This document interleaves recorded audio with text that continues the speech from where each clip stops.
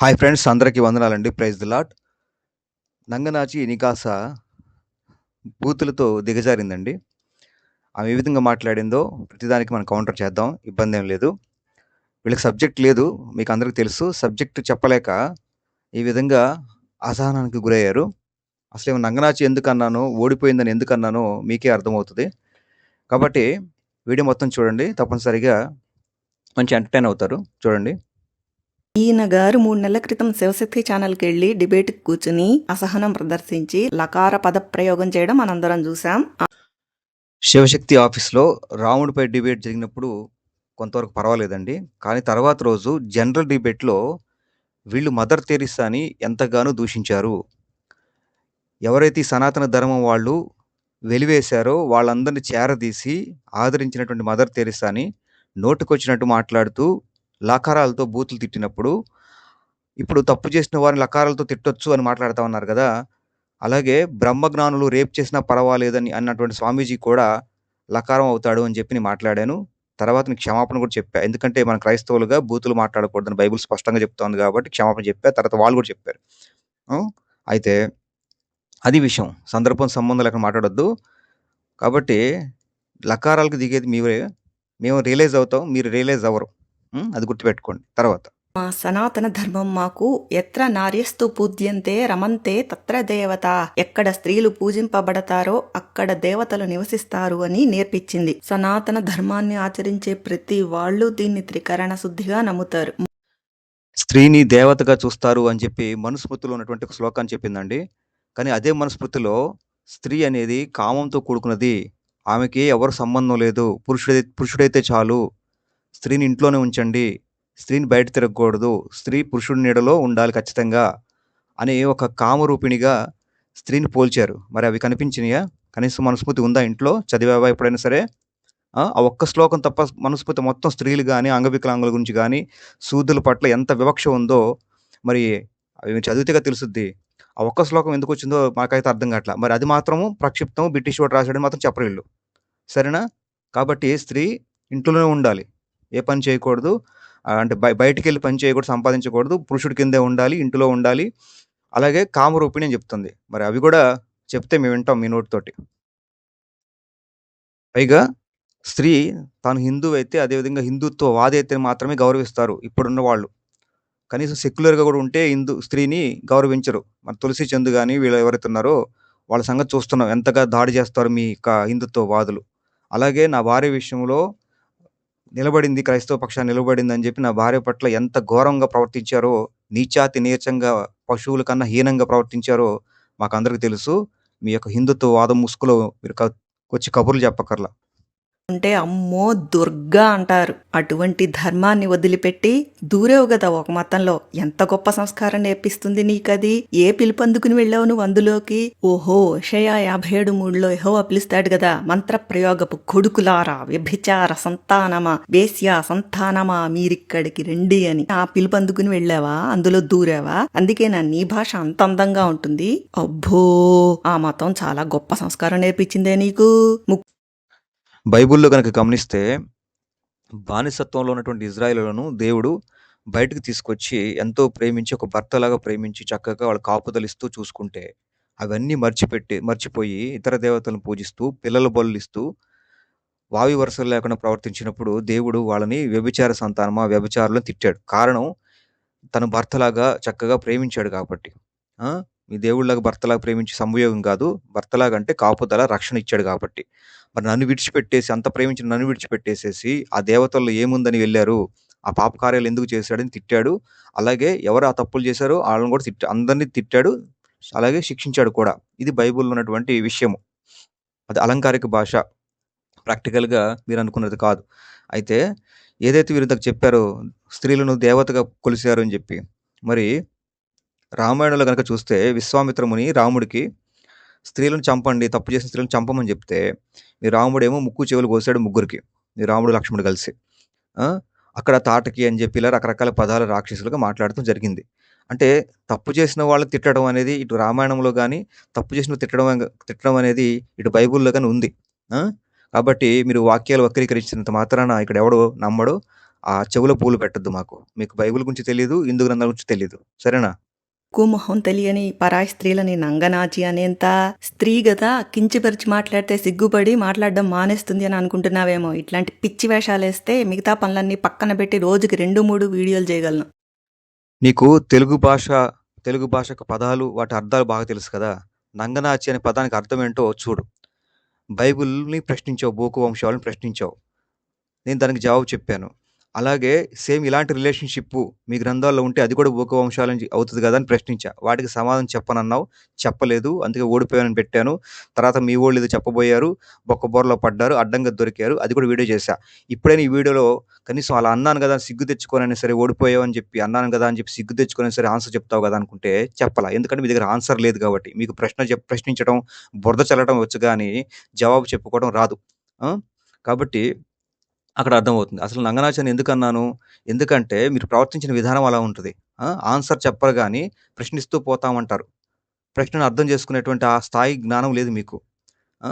కాబట్టి అంటే కుట్రతోటి, మోసంతోటి ఏదో చేద్దాం అనుకుంటున్నారు కాబట్టి మీకు ఆ పేరు పెట్టాను. పైగా నేను దిగజారి మాట్లాడానంటున్నావు. ఓకే. టిష్యూ కుమార్ అని మాట్లాడింది ఎవరు? టిష్యూ పేపర్‌తో ముడ్డి తుడుచుకుంటూ వీడియోలు పెట్టింది ఎవరు? 2 వీడియోలకు టిష్యూ కుమార్, టిష్యూ కుమార్ అని ఎగతాళి చేస్తుంది ఎవరు? మరి అది దిగజారుతనం కాదా? మర్యాదగా మీరు మర్యాద ఇస్తే మేము మర్యాద ఇస్తాం. మర్యాద ఇచ్చి పుచ్చుకోవాలి కదా! కాబట్టి మీరు మర్యాద ఇవ్వలేదు. నేను పలికిన నంగనాచని పెట్టింది ఏదైతే ఉందో అది ఖచ్చితంగా సార్థకం నామధేయం మీకు. ఎందుకంటే మీరు అలాగే ప్రవర్తిస్తున్నారు కాబట్టి. నిజంగా సత్యాన్వేషకులు, నీతిమంతులైతే ప్రశ్నిస్తారు. అలాగే జవాబు కూడా చెప్తారు. ప్రశ్నించొచ్చు. అలాగే జవాబు కూడా చెప్పాలి గదా! నాకు ప్రశ్నలో కూడా జవాబుంది. కాబట్టి ఆత్మవంచన చేసుకుంటూ అలా ప్రవర్తించారు కాబట్టి అలాంటి పేరు పెట్టాల్సొచ్చింది. అది కూడా నేను పెట్టాల్సిన అవసరం లేదు నాకు. నన్ను టిష్యూ కుమార్ అని చెప్పి రకరకాల హేళన చేస్తూ, ఎగతాళి చేస్తూ నవ్వారు కాబట్టి పెట్టాల్సొచ్చింది. అది కూడా కరెక్టే. ఆ! మరెందుకు మళ్ళీ బాధపడటం ఎందుకు? ఎదుటివారన్నప్పుడు చక్కగా ఎంజాయ్ చేసినప్పుడేమో అది శుభ్రంగుందే. మేమంటే మాత్రం వచ్చిందే బాధ. అంటే ఎట్ట కనపడుతుంది మీ కంటికి? అప్లోడ్ చేస్తాను.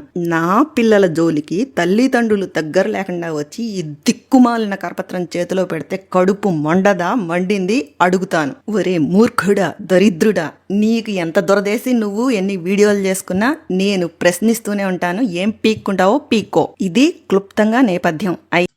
ఎవరో వీళ్ళ ఇంటి దగ్గరకొచ్చి వీళ్ళ పిల్లలకి యేసుక్రీస్తు గురించినటువంటి సువార్తకు సంబంధించినటువంటి కరపత్రాలు ఇచ్చారంట. అది చదివిన కాడ నుండి ఈమె ప్రశ్నించడం మొదలెట్టిందంట. మరి భారతదేశంలో ఇస్కాన్ వాళ్ళు భగవద్గీత పంచుతున్నారు. అలాగే బైబిల్‌ని విమర్శిస్తూ స్క్రీన్‌ని చూడండి. బైబిల్‌ని విమర్శిస్తూ కూడా పత్రికలు పంచారు. మరి నేను ప్రశ్నించొద్దా మరి అలా అంటే? అలాగే ఎవరో కరపత్రికలు ఇచ్చారు కాబట్టి ప్రశ్నిస్తున్నారన్నారు గదా! అలాగే బైబిల్‌ని ప్రశ్నించారు కాబట్టి మీ హిందూ గ్రంథాలు ప్రశ్నిస్తున్నాం. ఆ లాజిక్ మీకు అర్థమైతే మళ్ళీ మళ్ళీ మాట్లాడరు ఇలాగా. మీరు మమ్మల్ని ప్రశ్నిస్తుంటే ఆటోమేటిక్‌గా మాకు గూడా ప్రశ్నించే హక్కు ఇస్తున్నారు. అలాగే మీ పత్రికలు ఎవరిస్తారు? ఇచ్చారు కాబట్టి మీరు ప్రశ్నిస్తున్నామన్నారు. ఓకే. మేము జవాబు చెప్తాం. అలాగే మీరు ప్రశ్నిస్తే గనక ఆ ప్రశ్నకి జవాబులో భాగం మేము ప్రశ్నిస్తాం. సత్తా, దమ్ము ఉంటే గనక మీ గ్రంథాల్లో మీరు గూడా జవాబు చెప్పాలి. లేనప్పుడే ఇలా బూతులకు దిగుతారు. అయితే బైబిల్ నేను చదవడం మొదలుపెట్టాను. ఈ మధ్యనే నాకు కాస్త తీరిక దొరికింది. ప్రతి వచనంలోనూ వందల కొద్ది ప్రశ్నలు వచ్చినా అవన్నీ పక్కన పెట్టి సహేతుకంగా ఇట్లా ఎందుకుంది అని కొన్ని ప్రశ్నలు వేస్తూ ఒక వీడియో పెట్టాను. నేను అందులో ఏం ప్రశ్నలు అడిగాను? సూర్యుడిని చంద్రుడిని సృష్టించకుండా ఉదయము అస్తమయము ఎలా అవుతుంది అని అడిగాను. సృష్టి క్రమంపై మీ యొక్క ఘనాపాటి సంతోష్‌కి గట్టిగా కౌంటర్ ఏసాను చూడండి. గంటన్నర ఉంటుంది మరి ఓపిక చేసుకొని చూడండి. సూర్యుడు మొదటి నుండి ఉన్నాడు. కలుగును గాక, సృష్టించబడ్డాడు అనే దానికి అర్థాలు వేరు. అవి చూసుకొని జాగ్రత్తగా అర్థం చేసుకోవాలి. మొదటి అధ్యాయం మీద ఒక వీడియో చేశాను. దాన్ని ఓపికగా సత్యం తెలుసుకోవాలనుకుంటే చూడండి. అలాగే బైబిల్ సృష్టిక్రమం తప్పు అన్నప్పుడు మీ సృష్టిక్రమం ఎలా ఉందో కూడా చూసుకోవాలి గదా! చూసుకోండి. ఎప్పుడు తప్పు అనటమే కాదు. సరే మీ గ్రంథాల్లో ఏమీ లేదు కాబట్టి ఇక్కడ సత్యం వెతుక్కుంటున్నారనుకుంటున్నా. చక్కగా వీడియో చేశాను గంటన్నర. చూడు సృష్టిక్రమం గురించి చూడు. సరేనా? అది. సూర్యుడు మొదటి నుండి ఉన్నాడు. చూడండి. ఆదాముకి అవ్వకి పుట్టిన మొదటి సంతానంలో ఒకడు చచ్చిపోయాక మిగిలిన ఆ కయీన్ అనేవాడు పిల్లల్ని కంటాడు. అతని భార్య పేరు ఏమిటి అని అడిగాను. ఆదికాండం 5వ చాప్టర్లో ఆదాము వంశావళిలో స్త్రీల పేర్లు ఎందుకు చెప్పలేదు? ఎవరితో బిడ్డల్ని కన్నారు? ఈ స్త్రీ వివక్ష ఏమిటి? అసలు ఈ సంబంధ బాంధవ్యాలు ఏమిటి అని అడిగాను. కయీను, హేబేలు పుట్టిన తర్వాత కొంతకాలమైన తర్వాత గొడవైంది. అప్పుడు హేబేలు చంపబడ్డాడు. కొంతకాలం అంటే ఖచ్చితంగా కయీను, హేబేలు తర్వాత పిల్లలు పుట్టుంటారు. కాబట్టే కయీను యెహోవాతో అంటున్నాడు, నన్నెవరైనా చంపుతారేమో అంటే నిన్నెవరు చంపరు అని ఒక ముద్ర వేస్తాడు. అంటే అక్కడ సందర్భంలో అప్పటికే పిల్లలున్నారు అక్కడ సమాజంలో అని కనపడతా ఉంది. కయ్యూని తిరిగి తిరిగి దేశదిమ్మరై తర్వాత ఆదాముకు పుట్టినటువంటి వాళ్ళలోనే చేసుకుంటాడు పిల్లలు ఖచ్చితంగా. అలాగే బైబిల్‌లో జీవం గల ప్రతి వానికి తల్లి అవ్వ అనుంటది. కాబట్టి ఇంక మరొకళ్ళెవరు ఉండరు. కయ్యూను ఆదామవ్వలకు పుట్టిన వాళ్ళని చేసుకుంటాడు. అక్కడే వచ్చింది సమస్య మీకు. కాబట్టి చెల్లిని చేసుకున్నాడు గదా! అంటారు. అక్కడే నేను చెప్తున్నాను. అప్పుడు భవిష్య పురాణమే గాని, శూద్రులు ఎవరు చేసుకున్నారు, మొట్టమొదట పుట్టినటువంటి శూద్రుడు ఎవరు చేసుకున్నాడే గాని, ఇవి వావివర్షం అబ్రహాం గురించి, అబ్రహాం అన్యుడిగా ఉన్నప్పుడు ఎవరిని చేసుకున్నాడు, ఎలా చేసుకున్నాడు, విగ్రహారాధికుడు ఉన్నప్పుడు ఇయన్నీ వచ్చినియి. కాబట్టి అవన్నీ మీకు అర్థం కాలేదు. బైబిల్ ప్రకారంగా అయితే ఆదాము, అవ్వలకు పుట్టిన వారినే కయ్యూను చేసుకున్నాడు. చెల్లి వరుసని మీ భాషలో చెప్పాలంటే ఇక చెల్లి వరుస ఆమె చేసుకున్నాడు. అప్పుడు అది తప్పు కాదు. అది విషయాన్ని మీ యొక్క కాపరి గాని, అదేవిధంగా సహనావతి గాని అన్నారు. 2, 3 జనరేషన్స్ వరకు అలా చేసుకుంటే తప్పు లేదని వాళ్ళు మాట్లాడారు. అవన్నీ ప్లే చేశా. కాబట్టి అవన్నీ కూడా అర్థం చేసుకుంటే అర్థమవుద్ది. లేదు నేను అర్థం చేసుకోనంటే మీ ఇష్టమిక. బైబిల్‌లో వంశం అనేది మగవాళ్ళ నుండి వస్తది కాబట్టి మగవాళ్ళ పేరు మెన్షన్ చేసుకుంటూ వస్తారు. హిందూ గ్రంథాల్లో కూడా అంతే. అయితే కొన్ని సందర్భాల్లో ఖచ్చితంగా చెప్పారు. సమూయేలు యొక్క తల్లి ఎవరు? ఇస్సాకు యొక్క తల్లి ఎవరు? యేసుక్రీస్తు తల్లి ఎవరు? సమయం వచ్చినప్పుడు, సందర్భం వచ్చినప్పుడు ఖచ్చితంగా చెప్పారు. అలాగని ప్రతి స్త్రీల యొక్క పేర్లు రాయరు. అలాగే పురుషులలో కూడా అందరి పేర్లు రాయలేదు. ముఖ్యమైన వాళ్ళు ఎవరైతే ఉన్నారో వాళ్ళ పేర్లే రాశారు. ఆదికాండం 6లో భూమి మీద నరులను చేసినందుకు వీళ్ళ బైబిల్ దేవుడైన యెహోవా తెగ బాధపడిపోతాడు. అది ఎందుకు అని అడిగానో లేదో గత కొన్ని రోజులుగా చూస్తూనే ఉన్నాంగా, తన్నుకుంటున్నారుగా ప్రతి పాస్టరు. ఏ ఒక్క వెధవకైనా తెలుసా ఆన్సరు? అందులో నువ్వు కూడా ఉన్నావు కదా, తెగ చింపుకుంటున్నారు కదా చొక్కాలు. ఎవడైనా చెప్పగలిగాడా? ఎప్పటికైనా చెప్పగలడా? బైబిల్‌లో దేవుడు తప్పు చేసి సంతాపపడలేదు. తప్పు చేసిన వారిని శిక్షించే క్రమంలో భాగంగా సంతాపపడ్డాడు. మీ గ్రంథాల్లో బ్రహ్మ తప్పు చేసి సిగ్గుపడ్డాడు. నేను తప్పు చేశానని శరీరాన్ని విడిచిపెట్టాడు. అలాంటి కార్యక్రమాలన్నీ మీ గ్రంథాల్లో కనపడతాయి బోలెడు. బైబిల్‌లో అలా ఉండవు. బైబిల్‌లో దేవుడు తప్పు చేసిన వారిని శిక్షించే క్రమంలో ఆయన ప్రేమతో, జాలితో బాధపడ్డాడు. అది విషయము. సరే అయితే మరి కొన్ని సందర్భాల్లో మరి దేవుడు వాళ్ళని చేయకుండా ఉంటే బాగుండేది కదా! ఇలాంటి సందర్భాలు ఉన్నాయి కదా! అంటారు. ఎందుకన్నాడు అంటే అది కూడా దేవుడు అందరిని కూడా ఉన్నతమైన స్థానంలో ఆయన కుమారులుగా పిలువబడ్డాడు. ఏ గ్రంథంలో కూడా మనుషులను తన కుమారులుగా మాట్లాడిన సందర్భాలు లేవు. బైబిల్‌లో మాత్రమే ఉంటాయి. ఎందుకంటే తనకు వారసులుగా చేయాలనుకుంటున్నాడు. తన రాజ్యంలో ఉంచుకోవాలనుకుంటున్నాడు. ఇది బైబిల్ దేవుని యొక్క గొప్పతనం. తండ్రిగా చెప్పబడ్డ సందర్భాలు. అయితే అందరినీ తన రాజ్యానికి వారసులుగా నియమించాడు. అయితే వాళ్ళు రావాలా రాకూడదని వాళ్ళ చేతుల్లో ఉంది. కాబట్టి అది ఆయన చేతుల్లో ఉండదు. ఆయన మార్చడు. అది మొత్తం వాళ్ళు చేసిన దాన్ని బట్టి ఆయనకు రిజల్ట్ ఇస్తాడు తప్ప, వాళ్ళు ఎలా చేయాలి, ఎలా చేయకూడదని రూల్ ఆయన పెట్టడు. కాబట్టి ఆ క్రమంలో భాగంగా వాళ్ళు నా దగ్గర రాలేకపోతున్నారే అనే ఒక బాధతో ఆ పలికిన మాటలవి. అవన్నీ ప్రేమకు సంబంధించిన విషయాలు తప్ప, ఆయన తప్పు చేసి ఎక్కడ కూడా సంతాపపడలేదు. తప్పు చేసిన వారిని శిక్షించే క్రమంలో మాత్రం సంతాపపడ్డాడు. ఆ విషయం గుర్తుపట్టాలి.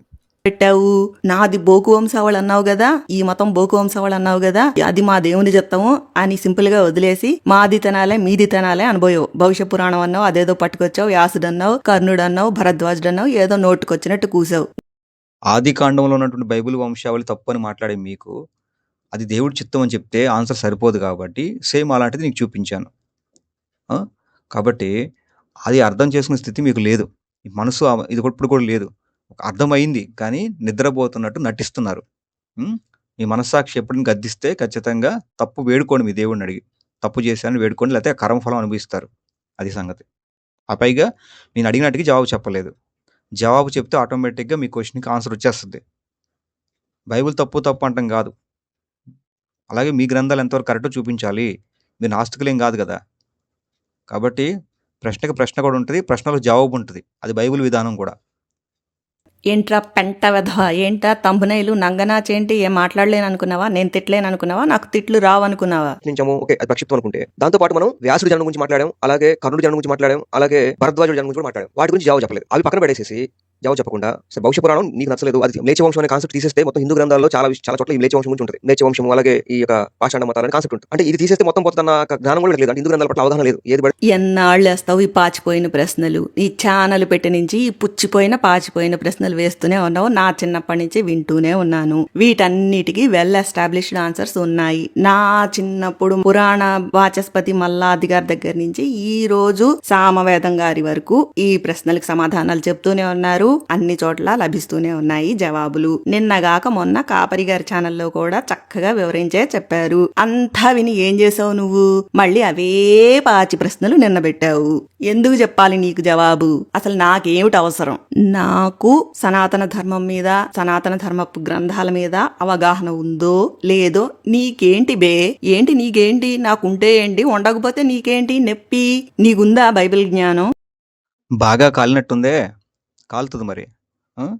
అవతల వాళ్ళ గురించి మాట్లాడినప్పుడు అవతల వాళ్ళు కూడా మాట్లాడతారు. ఎదుటివారికి ఒక వేలు చూపిస్తే 4 వేలు మీ వైపు చూపిస్తారు. ఆ విషయం గుర్తుపెట్టుకోవాలి. ఏం చెప్పారమ్మా కాపరి వాళ్ళు? ఏం చెప్పారు? హిందూ గ్రంథాలు చూపించి చెప్పారా? కాకమ్మ కబుర్లు చెప్పారు వాళ్ళు. హిందూ గ్రంథాలు చూపించకుండా హిందూ గ్రంథాలు లేనిది భరద్వాజుడి జననం గురించి, అలాగే కర్ణుడి జననం గురించి, వ్యాసుడి జననం గురించి మాట్లాడారు. నేను ఉన్నది చెప్పా, మీ వాళ్ళు లేనిది చెప్పారు. క్రాస్ చేయాలి. నేను చెప్పింది రాగానే మీరు క్రాస్ చేయాలి. ఆ సీన్ మీకు లేదు. ఏది కాకమ్మ కబుర్లు చెప్తే వింటాం అనుకున్నారా? గ్రంథంలో ఏది ఉన్నదో అది చూపించి నేను చెప్పాను. దాన్ని క్రాస్ చేయండి దమ్ము ఉంటే, శక్తి ఉంటే. దిగజారిపోయావు ఆఖరికి. బే అంటున్నావు, పెంట వెదవ అంటున్నావు. ఇదే మీ సనాతన ధర్మం కదా. నంగనాచి అనేది ఎందుకన్నానో, మీరు జవాబు చెప్పుకోకుండా ప్రశ్నిస్తూ ఉంటారు కాబట్టి నంగనాచితనం అని అర్థం నీకు తెలుసు కాబట్టి నీకు చెప్పక్కర్లేదు అనుకుంటున్నాను నేను. అయితే ఎప్పటి నుండో చెప్తున్నారా? అయితే మేము బైబిల్ మీద కూడా జవాబులు ఎప్పటి నుండో చెప్తున్నారు మా వాళ్ళు. ఆ వీడియోలు చూసుకోండి. నేను చెప్పాల్సిన అవసరం లేదు. అలా అయితే ఎవరు మీకు పత్రిక ఇచ్చారో వాళ్ళని అడగండి. అయితే ఇలా తప్పించుకోవటము మాకు చేత కాదు. ఎవరు అడిగినా సరే ఖచ్చితంగా సమాధానం చెబుతాము. మూర్ఖుడికి తన మూడత చొప్పున జవాబు చెబుతాము ఖచ్చితంగా. మీరు ఏదో ప్రేమగా సాత్వికంతో అడగలేదు. మీరు ఎటకారం చేస్తూ, నోటుకొచ్చినట్టు మాట్లాడుతూ, బోకు వంశావళి నవ్వుతూ హేళన చేస్తూ పిచ్చి పిచ్చి ఎటకారాలు చేశారు కాబట్టే నేను చక్కగానే అడిగాను. మీకు జవాబు చెప్పిన సత్తా ఎప్పుడు లేదులే కానీ మాకుంటుంది ఆ సత్తా. పొద్దస్తమాను కుడివైపు గుండుందని అక్కడ పెట్టుకుని కావలించుకు తిరుగుతున్నావు కదా. పీసుగాడు చెప్పింది ఏదైనా ఆచరిస్తున్నావా నువ్వు? పొద్దస్తమాను కుడివైపు గుండుందని అక్కడ పెట్టుకుని కావలించుకు తిరుగుతున్నావు కదా. పీసుగాడు చెప్పింది ఏదైనా ఆచరిస్తున్నావా నువ్వు? కనీస జ్ఞానం ఉండాలి మరి మీకు. గుండె ఎడమ పక్క పూర్తి ఎడమ పక్క లేదు, సెంటర్లో కొంచెం ఎడమ పక్కకి ఉంటుంది, అంతవరకే. ఆ విషయం గుర్తుపెట్టుకోండి. చూడండి, అది కూడా ప్రతి విషయానికి నేను కౌంటర్ చేయట్లేదు. ఎందుకంటే సబ్జెక్ట్ దాటి మాట్లాడుతున్నావు కాబట్టి. కుడివైపుని ఎందుకు పట్టుకుంటాం? ఎప్పుడైనా సరే కుడి చేతిని పట్టుకుంటాం, ఎడం చేయి పెట్టుకోము. అది అవమానంగా మనం ఫీల్ అవుతాం. నేను గౌరవిస్తాను కాబట్టి బైబిల్ కుడివైపు పెట్టుకుంటున్నాను. గుండె గురించి కాదు. హృదయం అంటే ఎక్కడ? మనసుకు సంబంధించిన విషయము. అది దేంట్లో ఉంది మీరు చెప్పగలరా? కాబట్టి నేను అనేది ఏంటంటే, మేము బైబిల్ ప్రేమిస్తాం కాబట్టి అలా పట్టుకుంటాము అని చెప్పా. మీకు అర్థం కాదులే, సరేనా? అది సిగ్గుందా, సరం ఉందా నీకు? నేను చెప్పను, చెప్పాల్సిన అవసరం నాకు లేదు. నువ్వు తలక్రిందులుగా వేళ్లాడు, మేకులు కొట్టించుకో, నాకేంటి అవసరం? నాకు లేదు. నేను నీ కొంపకొచ్చి సనాతన ధర్మంలోకి రమ్మని నేను అనలేదు. నా కొంపకొచ్చి నా అనుమతి లేకుండా ఆ శవకంపు కరపత్రాలు నా గుమ్మంలో పెట్టారు కాబట్టి నేను అడుగుతాను, ఇంకో నలుగురికి చెప్తాను. నీకు, నీ పిల్ల బచ్చాలకు, అంతెందుకు ఘనాపాటి సంతోష్ లాంటి వాళ్ళకు కూడా ఉన్నది ఉన్నట్టు చెప్పడం చేత కాదు. విమర్శించడం, బురద చల్లడం మాత్రమే చేత అవుతుంది. క్రైస్తవుడికి పరిశుద్ధ గ్రంథం ఉంది కాబట్టి బైబిల్ మీద జవాబు చెప్పే శక్తి ఉంది. అలాగే మీ గ్రంథాలు ఉన్నది ఉన్నట్టుగా అడగటానికి కూడా శక్తి ఉంది. ఇక్కడ ఓడిపోయారని చెప్పింది అదే. జవాబు చెప్పని వాళ్ళు ఓడిపోయినట్టే లెక్క. శ్లోకం చూపించాల్సిన ఎవరు, వివరించాల్సిన ఎవరు? హిందువులు. హిందూ గ్రంథాలు ఇంట్లో లేవమ్మా అని చెప్తే చూపించాలి కదా. నా దగ్గర భవిష్య పురాణం చూపించాలి కదా, చూపించాలి. హిందూ గ్రంథాలు ఉండవు, మనం చూపించిన దాంట్లో చూపిస్తారు. మళ్ళీ శ్లోకం చూపించి వివరించాల్సిన వాళ్ళు, మనం కాదు. శ్లోకంతో భవిష్య పురాణం దొరికితే నేను కొనుక్కుంటాను. వీళ్ళు హిందూ గ్రంథాలు సరిగ్గా దొరికావు కదా, వీళ్ళకి లేని ఆసక్తి మాకు ఉంది కదా, కొనుక్కునే ఆసక్తి. సరే, ఇప్పుడు అడ్డగడిత దున్నపోత మనిషివా పశువా? ప్రశ్న అడిగింది నువ్వా నేనా? చూపించాల్సింది నువ్వా నేనా? నా దగ్గర ఏం పుస్తకాలున్నాయో, ఏం పుస్తకాలు లేవో నీకు అనవసరం. మా ఇంట్లో ఉంటాయో ఉండవో, పెట్టుకుంటామో పెట్టుకోమో, అది మా ఇష్టం. నువ్వెవడివి అసలు అడగడానికి? ఉన్నమాట అంటే ఉలికి ఎక్కువ అంట. ఓకే, చిందులేస్తా ఉన్నావు అలాగా నోరు పారేసుకొని దిగజారిపోయి. మళ్ళీ టైటిల్ దిగజారిపోయినా నా మీద పెడతావు టైటిల్. సరైన గ్రంథాలు లేవు నీ దగ్గర. ముందు మీ గ్రంథాలు చదువుకోరు. బైబిల్ మీద పడి ఓకే ఎగరటం తప్ప ఇంకేం చేత కాదు. జవాబు చెప్తే జీర్ణించుకోలేరు. అలాగని మీరు నమ్ముకున్న దైవం మీద అడిగితే సమాధానం చెప్పుకోలేరు. ఎందుకు ఈ బతుకంట? ఆత్మవంచన చేసుకుని బతకటం. ఆ సబ్జెక్ట్ లో ఉండకుండా నేను ఒత్తులు తప్పు పెట్టానని, పదాలు సరిగ్గా రాయలేదని మాట్లాడుతూ ఇంకా ఎట్కారం చేస్తూ మాట్లాడుతా ఉంది. దాని గురించి మేము ఇప్పుడు వీడియోస్ చేయొచ్చు, కానీ మన సబ్జెక్ట్ బైబిల్ సత్యాలు చెప్పడం మన వీడియో ఛానల్ ఉద్దేశం, మన వీడియోస్ ఉద్దేశం. నాకు తెలుగు భాష అంటే ప్రాణం, వీరాభిమానిని. నాకు తప్పులు కనిపిస్తే నేను సహించను, దిద్దుతాను. నీకు చేతనైతే దిద్దుకోగల సంస్కారం ఉంటే దిద్దుకో, లేకపోతే మానేయ్. నేను కూడా తప్పులు చేస్తూనే ఉంటాను. నా వీడియోలో టైపింగ్ మిస్టేక్స్ కూడా చాలానే పడుతూ ఉంటాయి. ఒకవేళ ఎవరైనా అది చూపెడితే నా తప్పు నేను దిద్దుకోవడానికి సుముఖంగానే ఉంటాను. తెలుగు భాష అంటే ఎంతో ప్రేమ అని చెప్పావు. అలాగే భాషలో తప్పులున్నా, ఏదో ఒత్తులు పళ్ళున్నా అవి సరి చేసుకుంటాం, మంచిదే కాదంట్లా. అయితే మనం పూజించే దేవుడు లేతే తర్వాత మనం మరణించిన తర్వాత ఏదైతే లోకం ఉందో, కొన్ని కోట్ల సంవత్సరాలు ఇంకా అంతం లేనటువంటి లోకం ఏదైతే ఉందో, ఆ లోకానికి వెళ్తున్నాం గదా! అది ఏ లోకంకెళ్తున్నాము అనే దాని గురించి ముఖ్యంగా ఆలోచించాల్సింది. తప్పులు, పొల్లులు, హల్లులు ఏయైతే ఉన్నాయో చిన్న చిన్న మిస్టేక్స్ ఉంటే సరి జేసుకోవచ్చు. కాదంట్లా.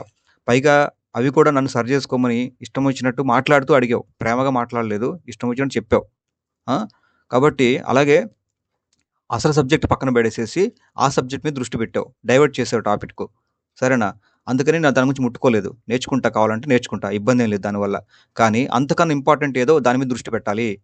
ఏదైతే ప్రశ్న తీసుకున్నావో ఆ ప్రశ్న మీద దృష్టి పెట్టు. అలాగే గ్రంథాల మీద దృష్టి పెట్టు. దేవుడిని ప్రేమించు. మీ దేవుడు ఎంత సత్యవంతుడో కాదో తెలుసుకో. అది అంతకన్నా ఇంపార్టెంట్. కాబట్టి ఆ పరిశీలనలో దిగు. దేవీ భాగవతంలోకి ఎందుకు జంప్ అయ్యావురా నువ్వు? అక్కడికి వెళ్లాల్సిన అవసరం ఏంటి? ఆ పీడిఎఫ్ గాడు ఏదో పంపిస్తే అక్కడ నీకు కావాల్సిన విషయం ఏదో కనిపిస్తే అది ఉచ్చుకుని నువ్వు గెంతుతావా? నీ గొర్రెలు తలూపుతాయేమో. మాకు తెలుసు అక్కడ ఏముందో, ఆ అధ్యాయంలో ఏముందో, మిగతా శ్లోకాల్లో ఏం చెప్పారో మాకు తెలుసు, మేము చదువుకున్నాం. ఇట్లాంటి చిల్లంగితనం చేస్తే నీకు నేను సమాధానం చెప్పాలా? దరిద్రుడా. సూర్యుడికి, కుంతికి పుట్టినటువంటి కర్ణుడు జననం గురించి నేను మాట్లాడుతూ మహాభారతంలో కొన్ని విషయాలు చూపించి, అలాగే దేవి భాగవతానికి కూడా ఎళ్ళాను. అక్కడికెందుకెళ్ళావు నువ్వు? మాకు తెలుసు. అక్కడ ఏమేముందో మాకు తెలుసు అన్నావు. తెలిసిందని చూపించొచ్చు గదా! చూపించవు నువ్వు. కదా!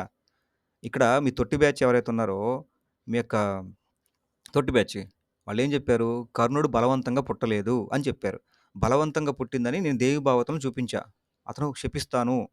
కుంతితో నేను శపిస్తాను నిన్ను, ఆ బ్రాహ్మణుడిని శపిస్తాను అని చెప్పి బెదిరించాడు. మరి బలవంతం కాదంటారా?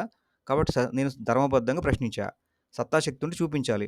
మహాభారతంలో ఒకటుండి, అలాగే దేవి భాగవతంలో ఒకటుంటే, అప్పుడు మీ గ్రంథాలు రాసినటువంటి వ్యాసుడు వైరుధ్యాలు రాశాడు. అవి దైవ గ్రంథాలు కాదని మీరు ఒప్పుకోవాలి. కదా! అలాగే మహాభారతంలో ఏమన్నా ఈ విషయం రాయలేదు. అంతే తప్ప అక్కడ రాసుంది. కాబట్టి నేను చూపించాను. నేను ఏదైనా వాదనకొచ్చినప్పుడు ఆ సందర్భం ఎక్కడెక్కడ ఉంటదో అవన్నీ చూపిస్తాను. అది చర్చ అంటే. కాబట్టి అది. అలాగే నేను పీడీఎఫ్ చూపించానన్నావు. నీకు తెలుసా పీడీఎఫ్ చూపించని? దేవి భాగవతానికి సంబంధించినటువంటి సంస్కృత శ్లోకం కూడా నా దగ్గర ఉంది. ఉంది. చర్చకి రమ్మని మీ వాళ్ళని చూపిస్తా. ఆ! కాబట్టి ముందు మీరు చూపించకుండా పీడీఎఫ్‌లని మాకు చెప్తారేంటి? ముందు మీ గ్రంథంలో ఒక గ్రంథం మీ దగ్గర ఉందో లేదో కూడా నాకు తెలీదసల. ఉంటే మీరు చూపించేవాళ్ళు ఖచ్చితంగా. చూపించడం ఇష్టం లేదు. చూపిస్తే దొరికిపోతారు కాబట్టి. అది విషయం. భరద్వాజుడి జననం గురించి ప్రశ్నిస్తున్నావు. బృహస్పతి గురించి ప్రశ్నిస్తున్నావు. బానే ఉంది. ఆయన తమ్ముడి భార్యతో సంగమించాడా, అన్న భార్యతో సంగమించాడా చెప్పరా నాకు ముందు. తర్వాత ఇంకొకటి, ముందు ఇది ఆన్సర్ చేయి. ఈ సంఘటన ఏ కల్పంలో, ఏ మహాయుగంలో, ఏ యుగంలో, ఏ యుగ ధర్మం ప్రకారం జరిగింది? ముందు ఆ విషయం పట్టుకొచ్చి ఆ తర్వాత ఈ ప్రశ్న వెయ్యి. అన్న భార్యతో చేశాడా? తమ్ముడు భార్యతో చేశాడా? ఇదే పట్టుకోకూడనిది పట్టుకుంటారు. అంటే ఏది అవసరమో, ఏది అవసరం కాదో అది చూడరు. అక్కడ టాపిక్ ఏంటంటే దేవగురువు అయినటువంటి బృహస్పతి సోదరుడైనటువంటి ఉతద్యుడి యొక్క భార్య కడుపుతో ఉంది. కడుపుతో ఉన్న ఆమె దగ్గరికి వెళ్ళి అత్యాచారం చేశాడు. అత్యాచారం అనేది తప్పు. అలాగే మరి మీ వోళ్ళేం చెప్పారు? వీర్యం బయటకు వదిలేసాడని చెప్పారు. వీర్యం బయటకు వదిలేసాడు ఎక్కడుంది అక్కడ? అత్యాచారం చేసేసాడని ఉంది. ఆ! కాబట్టి అక్కడ అత్యాచారం జరగలేదు. అప్పుడు తట్టుకోలేక బయటకి కక్కేసాడు అని మీ వోళ్ళు చెప్పారు నోటికొచ్చినట్టు. అలా లేదు అని చెప్పాను. అది పాయింట్ పక్కన పడేసేసి ఈ పాయింట్ పట్టుకున్నారా? మంచిది. మీరు ఇలాగే అదే చెప్పాను కదా! మీకు ఏది అవసరమో, ఏది అవసరం కాదో అది తెలీదు ముందు. కామన్ సెన్స్ లేదు అక్కడ ముందు. కాబట్టి తప్పు జరిగిందా లేదా? అలా పుట్టినవాడు ఏమవుతాడు? ఆ వంశావళి ఏమవుతది? అనేది మీరు అడిగారు బైబిల్ మీద అడిగినటువంటి ప్రశ్నకి సమాధానం అది. కాబట్టి ముందు ఏది అవసరమో, ఏది అవసరం కాదో అది తెలుసుకోండి. అలాగే ఏ మన్వంతరమో, ఏ కాలమో అన్నారు. ఇప్పుడొచ్చేదారికి కాల నియమాలుంటవి అనే విషయాలు మీకు గుర్తుపట్టాలి ఇప్పటికైనా సరే. అందుకే నేను తీసుకొనెళ్తాను మీ గ్రంథాలకి. ఆదాము కాలం ఏంటి? ఇప్పుడు కాలం ఏంటి? ఇప్పుడు వావి వరుసలున్నాయి. తర్వాత ఆదాము కాలం తర్వాత కూడా వావి వరుసలున్నాయి. రక్త సంబంధికులు చేసుకోవద్దని చెప్పాడు దేవుడు. అవన్నీ వావి వరుసలు. కాల నియమాలుంటవి. ఆదాము కాల నియమాల ప్రకారంగా మనం మాట్లాడాలి అని చెప్తున్నాను. ఇప్పుడు కాల నియమాలు ఎలా అయితే మాట్లాడారో బైబిల్‌ని కూడా అలాగే అర్థం చేసుకోవాలి. కాల నియమాల ప్రకారం అని అర్థం చేసుకోవాలి.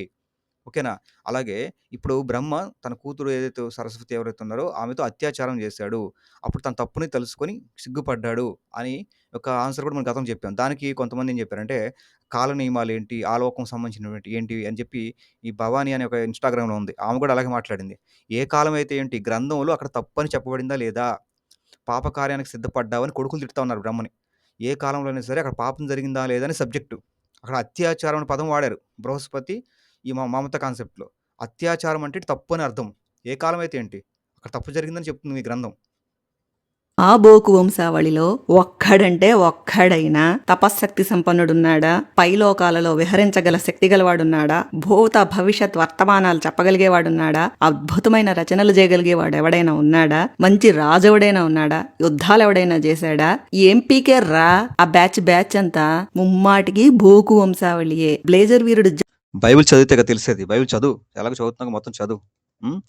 హానోకు దేవుడితో నడిచాడు, దేవుడి దగ్గరికి వెళ్ళాడు అని క్లియర్గా ఉంది. అలాగే ఏలియా కూడా దేవుడి దగ్గరికి వెళ్ళాడని, అలాంటి గొప్ప వాళ్ళు ఉన్నారు. అలాగే భవిష్యత్తు గురించి ప్రవచించిన ప్రవక్తలు ఉన్నారు. మంచి మంచి రాజులు ఉన్నారు. కాబట్టి సమూయేలు కానీ వీళ్ళంటి వాళ్ళు మంచి మంచి ప్రవక్తలు కూడా కనపడతారు బైబిల్లో. కాబట్టి రాజుల గ్రంథం చదువు, మంచిగా ప్రవర్తించిన రాజుల పేర్లు కూడా రాయబడ్డాయి. కాబట్టి బైబిల్ గురించి అవగాహన లేకుండా నోటుకు వచ్చినట్టు మాట్లాడబాక.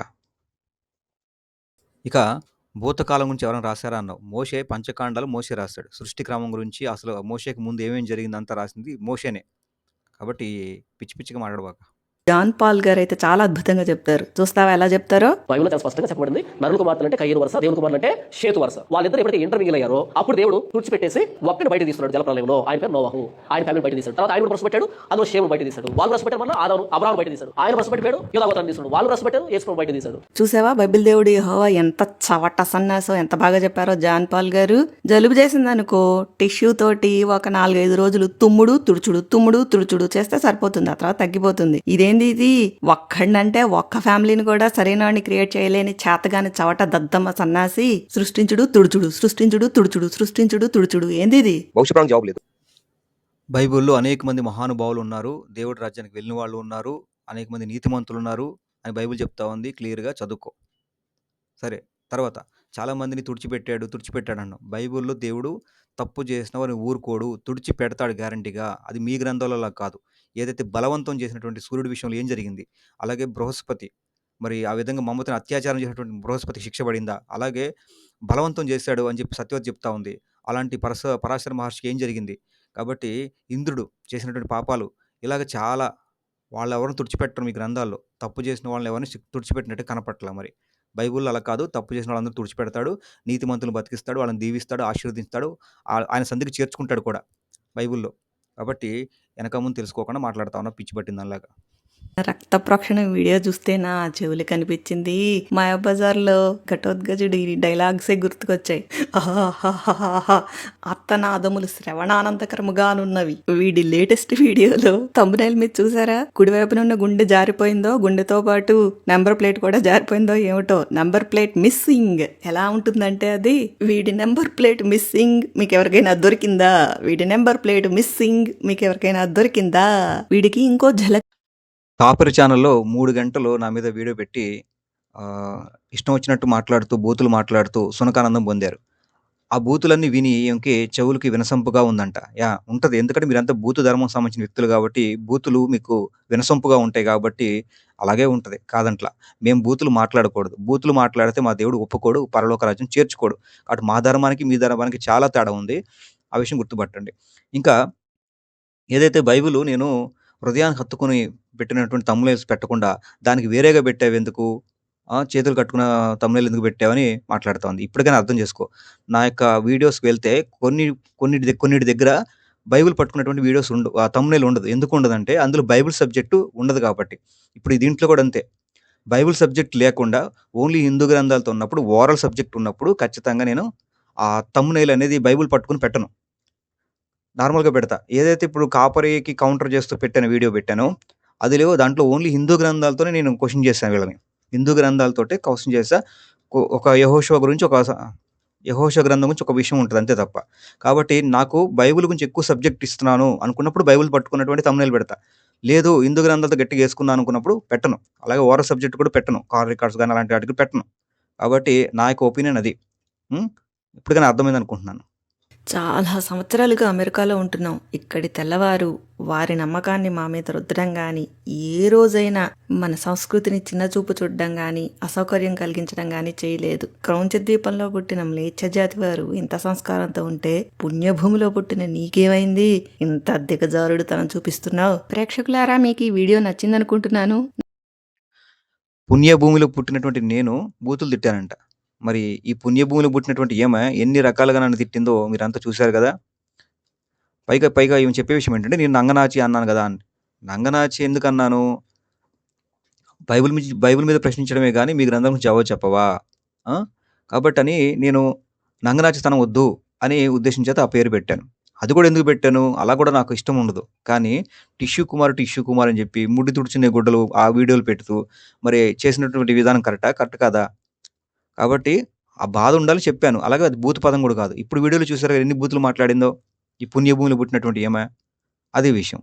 తర్వాత ఇప్పుడు ఈ పుణ్యభూమి అంటున్నారు కదా! ఈ పుణ్యభూమిలో బతకలేక, ఈ పుణ్యభూమిలో బతకలేక, ఈ పుణ్యభూమిలో ఇప్పుడు కూడా ఉద్యోగాలు లేక, సరైనటువంటి లేక బాధపడుతున్నటువంటి ప్రజలున్నారు. ఆ! ఈ పుణ్యభూమి అలాంటిది ఈ భూమి.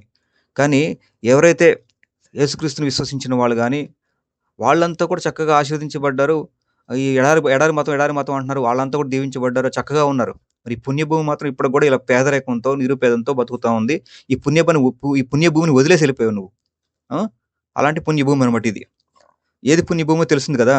ఎక్కడ బతుకు తెరువుతో ఉన్నావో అది పుణ్యభూమి అవుతది. ఆ! ఇప్పుడు యేసుక్రీస్తుని విశ్వసించడానికి మాత్రం విదేశీ దేవుడంటారు.